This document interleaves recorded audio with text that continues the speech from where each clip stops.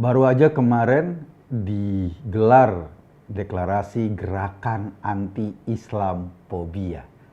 Lo mikir nggak, di negara yang sebagian besar penduduknya beragama Islam, ada gerakan anti-Islamophobia. Kayaknya aneh deh. Gue pengen bahas di Masuk Pak Eko.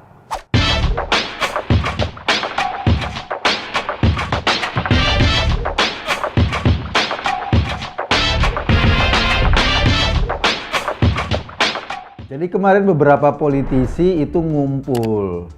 Ada Ferry Yuliantoro dari Gerindra, ada Hidayat Nur Wahid dari PKS, ada Mustafa Nahra dari Partai Umat, ada juga gerombolan PA 212, Slamet Ma'arif dan kawan-kawan, ada Alfian Tanjung yang seringkali koar-koar PKI. Nah, mereka ngumpul mendeklarasikan sebuah gerakan yang mereka namai sebagai gerakan anti-Islamophobia.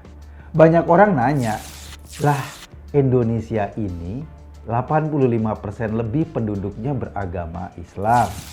Terus kenapa ada gerakan Islamophobia? Emang warga negara Indonesia yang beragama Islam fobi sama agamanya sendiri? Nah itu yang bikin lucu, pertanyaannya menarik. Sama kayak FPI, Front Pembela Islam, di sebuah negara yang presidennya beragama Islam, wakil presidennya beragama Islam, menteri-menterinya kebanyakan beragama Islam, gubernurnya kebanyakan beragama Islam, bupati, wali kota sebagian besar agamanya Islam, masjid di mana-mana, musola di setiap gang, di setiap tikungan. Orang jamaah haji mau berangkat haji disubsidi pemerintah, puasa juga diatur jadwalnya sama pemerintah. Hampir semua aktivitas keagamaan difasilitasi oleh pemerintah. Ada satu organisasi namanya Front Pembela Islam. Pertanyaannya, mau membela Islam dari siapa? Logikanya sama.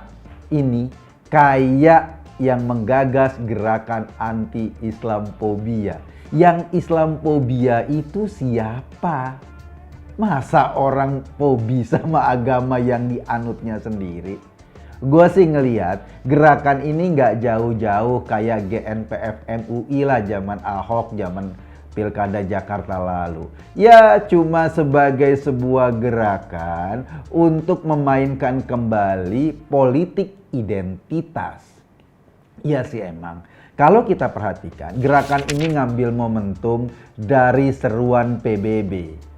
PBB menyerukan tanggal 15 Maret mulai tahun 2022 sebagai Hari Internasional Melawan Fobi Terhadap Islam. Tanggal 15 Maret sendiri adalah diambil dari sebuah kejadian yang terjadi pada tanggal itu. Itu terjadinya di Selandia Baru ketika dua masjid di Selandia Baru diserang oleh seorang anak muda pakai senapan otomatis dan serangannya terjadi tepat pada saat sholat Jumat. Itu terjadi tanggal 15 Maret 2019. Lalu kemudian PBB menjadikan hari itu sebagai Hari Internasional Melawan Islamophobia. Jelas niat dari seruan ini agar tidak lagi orang berpersepsi buruk tentang Islam, juga ingin membangun semangat toleransi antar umat beragama maupun antar suku dan golongan. Serangan itu sendiri dilakukan karena pelakunya ini warga negara Australia. Secara tidak sadar atau minim pengetahuan, dia berasumsi semua orang Islam itu teroris dan kemudian mereka melakukan serangan terhadap orang yang lagi sholat Jumat. Ada 51 orang tewas, 40 orang luka-luka. Dan PBB menjadikan itu sebagai momentum Hari Internasional Islamophobia. Latar belakangnya ya, lo lihat latar belakangnya. Yang pertama latar belakangnya untuk tidak atau untuk mengurangi kebencian atau saling curiga antar umat beragama, antar satu kelompok dengan kelompok lainnya, agar nggak muncul kebencian-kebencian yang pada akhirnya melegalkan kekerasan. Nah, itu yang dicuplik sama kelompok-kelompok yang di Indonesia meneriakan Islamfobia. Siapa yang meneriakan Islamfobia itu? Adalah orang-orang yang selama ini dikenal memainkan isu politisasi agama. Nah, ini yang agak berbeda. Berbedanya kenapa? Yang pertama, kebanyakan kasus-kasus Islamfobia terjadi di masyarakat yang agama Islamnya atau masyarakat Muslimnya minoritas. Salah persepsi dari masyarakat sehingga kemudian memposisikan umat Islam ini sebagai pesakitan. Mereka membangun persepsi pasca kejadian terorisme 9 September di Amerika misalnya. Setelah itu banyak terjadi gelombang terorisme yang mengatasnamakan agama, lalu kemudian berita-beritanya tersebar dan akhirnya ada banyak kelompok masyarakat yang salah mengambil kesimpulan bahwa itulah ajaran Islam atau itulah perilaku umat Islam. Padahal yang melakukan kekerasan atas nama agama ini jumlahnya cuma secuil, nggak banyak. Dan kebanyakan mereka disemangati atau didasari pada sebuah ideologi agama yang kita kenal sebagai aliran Wahabi. Hampir semua gerombolan teroris yang mengatasnamakan agama Islam itu menggunakan Wahabi sebagai basis pemahaman keagamaan mereka.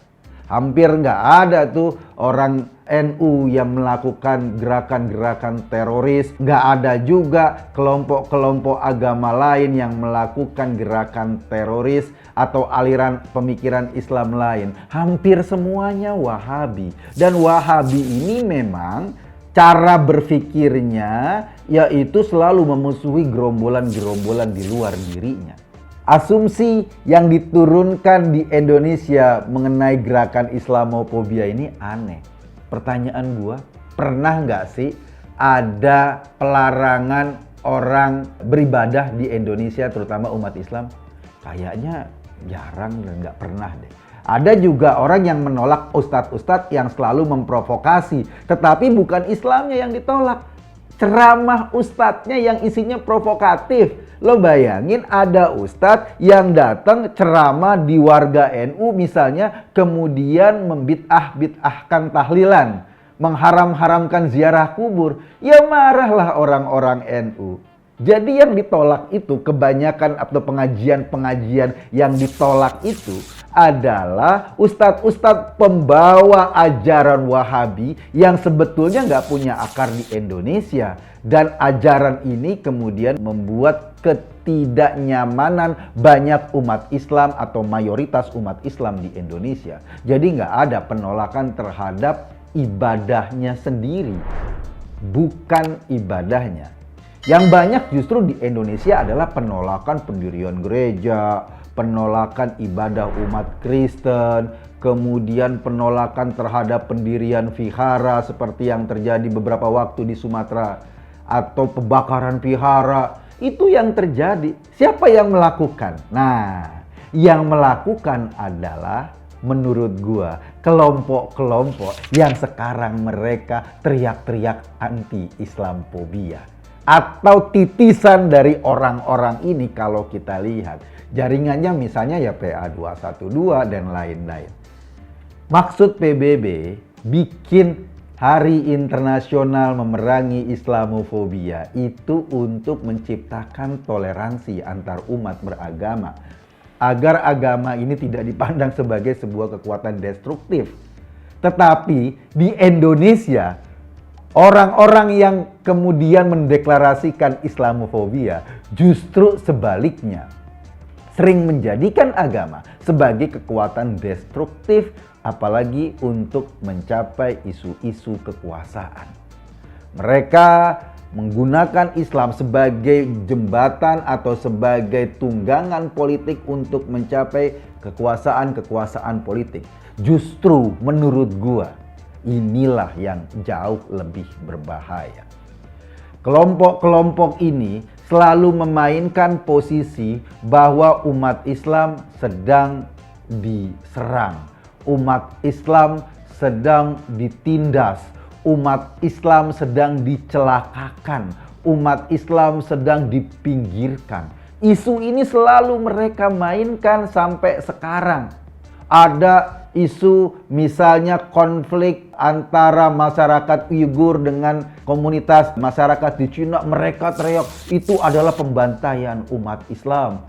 Ada isu kewarganegaraan Rohingya dengan Myanmar, mereka teriak itu pembantaian umat Islam. Bahkan ada isu ketika Presiden Suriah Bashar Assad menangani para demonstran yang merusak negaranya. Mereka teriak Bashar Assad sedang membantai umat Islam. Padahal Bashar Assad sendiri jelas-jelas Muslim. Dan sebagian besar masyarakat Suriah juga beragama Islam.